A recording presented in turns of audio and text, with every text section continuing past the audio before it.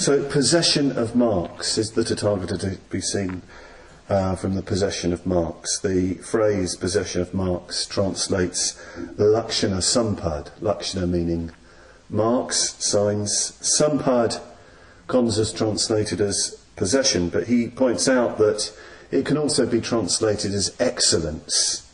So it's an excellent possession of marks. So what are these lakshanas, these marks? Before we can talk about, that you don't view the Tathagata in that way, we need to understand what the marks, what the lakshanas are.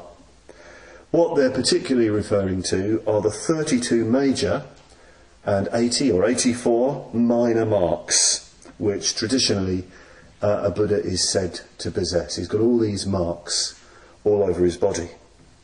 So these are physical signs. So he's got the ushnisha. Some scholars translate as the bodic protuberance, the lump on the top of the head. So that's one of his marks. Apparently he's got incredibly long arms that go below his knees. Webbed feet, webbed fingers, chakras in the palms of his hand and on the soles of his feet. His penis is withdrawn in a sheath like a horse.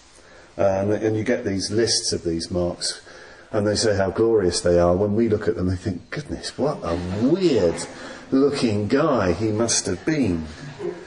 And you see them in Buddhist art, and frankly, sometimes it all looks rather ugly to our aesthetics anyway. These marks, these signs, these attributes are the signs of, as far as ancient Indian tradition is concerned, and I'm not referring to Buddhist tradition, it's sort of, general Indian tradition. They're the signs of the perfect, the ideal, the archetypal man. Bhante in his commentary points out that these signs, these marks it's got a mysterious tradition. And he refers, I think, to Mrs. Rhys David's researches that they might hark back to the old Vedic idea, very ancient Indian religious tradition, Vedic myths of the cosmic man, that the Mahapurusha, the great man, the great being, and the myths who had these signs and marks. One of the creation myths, I think, is of the dismemberment, the sacrifice of the cosmic man.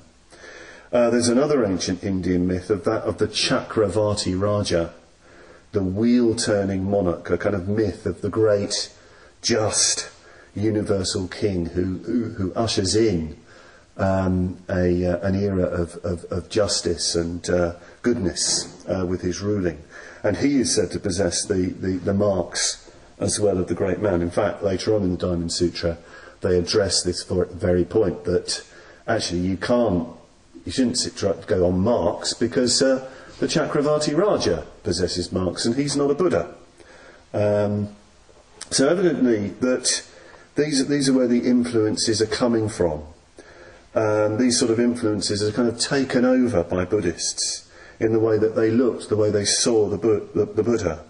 They're drawing on ancient myths that describe the ideal man and his glorious body.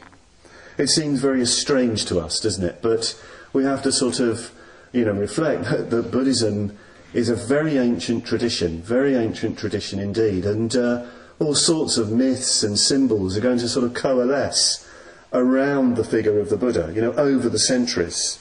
Again, there's things we don't really understand how these things have happened, and it seems strange to us because probably what's attractive to us, most attractive to us, is that the Buddha is human. His humanity is probably the attractive thing to us, and maybe that says something about our own particular kind of ideals, if you like, in the contemporary world. It's the good human being, the ideal human being that is very attractive to us in a recognisably human sense.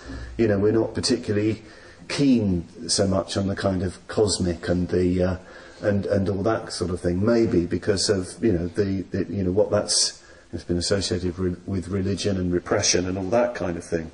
So we like the fact that the Buddha is he expresses his enlightenment, his enlightened qualities in ordinary virtues, kindness, compassion, awareness, downright common sense sometimes. It's very attractive.